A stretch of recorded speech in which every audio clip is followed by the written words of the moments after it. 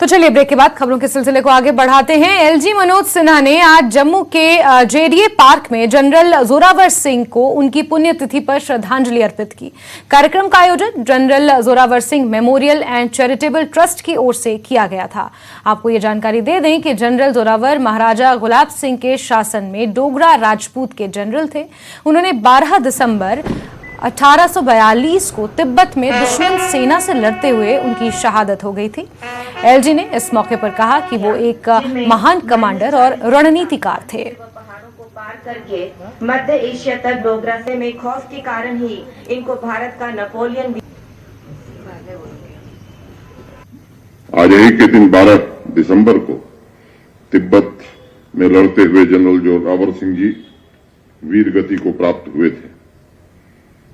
मुझे लगता है कि देश उन्हें अखंड भारत के उस महान योद्धा के रूप में देखता है जो अनेक पीढ़ियों के लिए अपनी वीरता, मिलिट्री स्ट्रेटेजी एवं थिंकिंग से प्रेरणा, नई ऊर्जा प्रदान कर रहे हैं। मैं ट्रस्ट के सभी पदाधिकारियों के प्रति भी कृतज्ञता ज्ञापित करता हूं जो भारतवर्ष के आत्मविश्वास तथा स्वाभिमान के प्रतीक जनरल जोरावर सिंह जी की स्मृति और उनके जीवन कर्तव्यों को जनमानस में पहुंचाने का कार्य कर रहा है। मित्रों, मैं जिस विश्वविद्यालय में पढ़ा हूं, काशी हिंदू विश्वविद्यालय, पहली बार वहीं मैंने इनका नाम सुना था और हिंदू विश्वविद्यालय से जो संबंध है वो मैं आपको बताता हूं। वहां एक बड़ा पुराना म्यूजियम है, भारत कला भवन।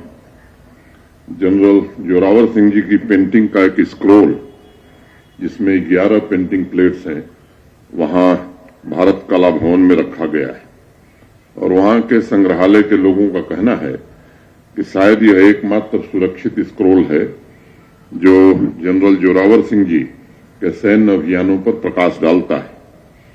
अपनी अदम्य इच्छा शक्ति, वीरता, कर्मठता एवं कुशल सैन्य संगठन की शक्ति के बल पर बड़ी बड़ी ताकतवर सेनाओं एवं अत्यंत विपरीत परिस्थितियों पर उन्होंने जिस प्रकार से विजय प्राप्त की, उसकी कुछ झलकियां उस पेंटिंग में दिखती हैं। जनरल जोरावर सिंह जी का जीवन मुझे लगता है कि सशक्त भारत के सपनों का एक प्रतीक है। महाराजा गुलाब सिंह जी के नेतृत्व में डोगरा साम्राज्य के विस्तार और अखंड भारत के सिंहनाद को रणक्षेत्र में मूर्त रूप देने में जनरल जोरावर सिंह जी का अप्रतिम योगदान रहा है। 1834 से लेकर 1841 के दौर में मुझे लगता है कि जितने भी महान व्यक्तित्वों ने हमारे देश को मजबूत करने में योगदान दिया, उसमें जनरल जोरावर सिंह जी का नाम सर्वोच्च प्राथमिकता में लिया जाएगा। इस दौरान लद्दाख, बाल्टिस्तान के अनेक सैन्य अभियान उनकी उत्तम सूझबूझ और दृढ़ इच्छा शक्ति के प्रमाण के रूप में हमें दिखाई पड़ते हैं।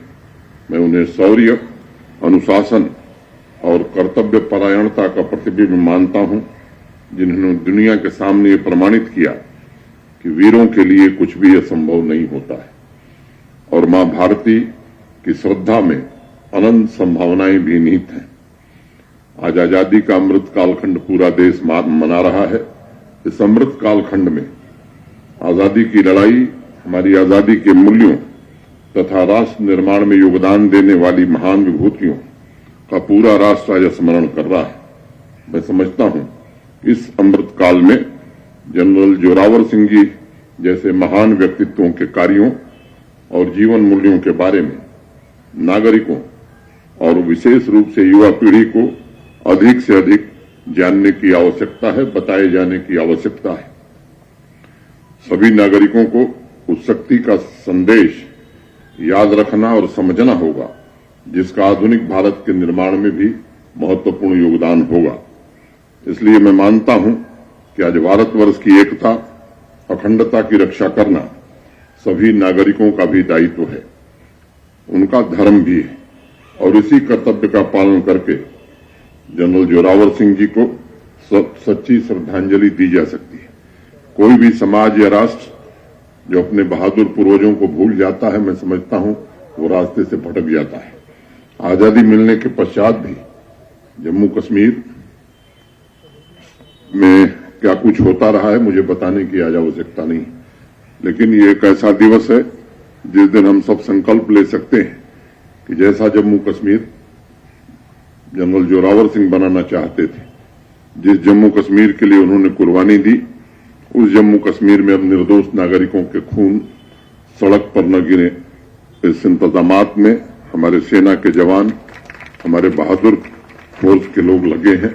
मुझे लगता है कि जो सामान्य नागरिक का कर्तव्य, हमें भी उसी तरह उनके साथ खड़े होकर के इस अभियान में शामिल होना चाहिए। इतनी ही बात कहता हुआ फिर से मैं अपनी विनम्र श्रद्धांजलि देते हुए और ईश्वर से प्रार्थना करते हुए कि उनकी वीरता, उनके समर्पण का भाव जम्मू कश्मीर के नागरिकों में भी पुनर्निर्मित हो सके। बहुत बहुत धन्यवाद। नमस्कार।